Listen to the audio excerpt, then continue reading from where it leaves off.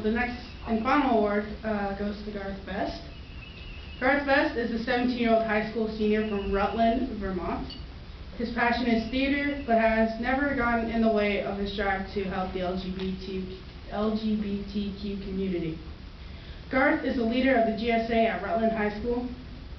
He takes honors classes, works many hours at the local movie theater, keeps a strong commitment to encore theater at RHS, which he has starred in, directed, and designed shows, and somehow is one of the GSA's most committed and active members. He helps build consensus among the group for school awareness activities, mentors the young members of the GSA, keeps us all on task when we are trying to finish a big project, and generally devotes heart and soul to making the GSA one of the most active and recognized clubs at Rutland High School. And although I just barely met Garth this summer at Camp Outright, my time just hanging out with him, it was fun. He has a great sense of humor, he's a great guy, and I'm really sad. I'm going to miss you guys, and I'm going to miss Garth especially. And so, yeah, Garth, congratulations.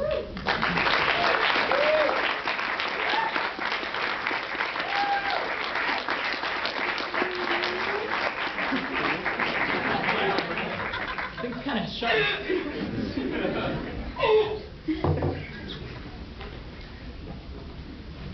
I'd like to start by saying that that was a beautifully doctored piece of literature that my amazing GSA advisor, Miss Jenny Gardner, wrote for me. 2 years ago, I came to this award ceremony with my GSA. It was my first year as a member, and they were receiving what is now the QSA of the award, QSA of the Year award. But what I remember most about that ceremony is my good friend Ashley, who was receiving the same award that I am today. I remember wishing that I could be more like her. She was comfortable with herself and a natural leader in our GSA at the time. It is amazing to think how only 2 years ago I was just wishing for these things, and now I'm doing them. I cannot describe to you all how it makes me feel that my peers and mentors believed that I deserved this award. 2 years ago was also my first exposure to Outright as an organization. I was slightly unwillingly dragged to a Friday night group in Burlington all the way from Rutland. I was having a bad week, really didn't want to go, and some of my friends just put me in the car and said, "You're coming with us." And that trip really just changed my life. Going to Outright for the first time was when I finally 100% knew that I was not alone in what I was going through. Never have I seen a place where they so truly and genuinely care about the youth that go there. Sabin was actually the first Outright staff member who I ever connected with, and I've noticed that Sabin has this amazing ability to see potential in youth that don't always see it in themselves. And what is even more amazing about this is that Sabin knows how to help them find it.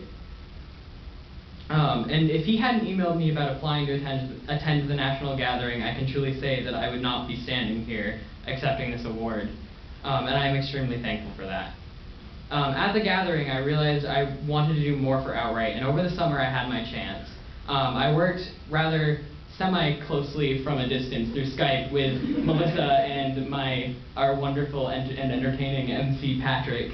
And we were on the planning committee for Camp Outright, which I personally believe was a huge success, and I'm sure the youth that are here who attended would agree.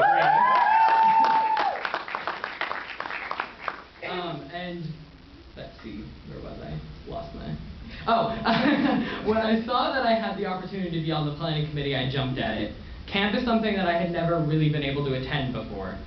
And having an all-queer camp was, at the time, the greatest idea that I had ever heard. And it was very strange for me during and towards the end of camp for many of the campers to come up and thank me for helping plan it. I had never been put in a situation where I was being thanked for something like that. Because, in all honesty, it was almost selfish of me to be saying you're welcome because I wanted the camp to happen just as much as them. The last day of camp was incredibly overwhelming for me. Our last activity was a memory circle, and we threw a ball of string to each other, and when we got the ball of string, we read a piece of paper that had someone else's favorite memory on it. And I really thought it was going to be things like kayaking or archery, the typical everyday activities that we did while we were at camp. And many of them were, but the vast majority of them were a lot deeper than that. People wrote things like feeling more at home than I had ever felt before. That one has really stuck out for me. Because Outright, in my opinion, has this sense of home for everyone that attends. This feeling of home is what Outright does best, and what it continues to do for all of us youth. No matter where they go, when you are at an Outright event, it is almost like that feeling that when you have just returned home after being away for a really long time, you just know that that is where you belong. I would like to briefly end my speech by thanking a few specific people who I know I wouldn't be standing here without. Mrs. Gardner, you have showed me the comedy that exists in even the worst of times.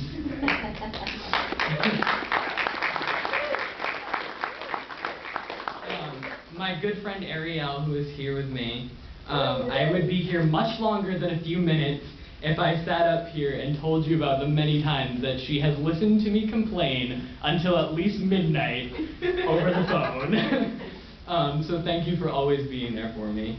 My parents, who unfortunately couldn't attend the event, but have always been and always will be supportive of everything I do. I couldn't ask for better parents. Sabin, as I said, you were the first person to see potential in me, and I thank you for showing me that. Adam, the best camp counselor ever. Very enjoyable week at camp with you. The rest of the Outright staff, who haven't lost their ability to be kids sometimes. And last but not least, Melissa, the most dedicated and hardworking executive director that anyone could ask for. You're truly inspiring. Thank you.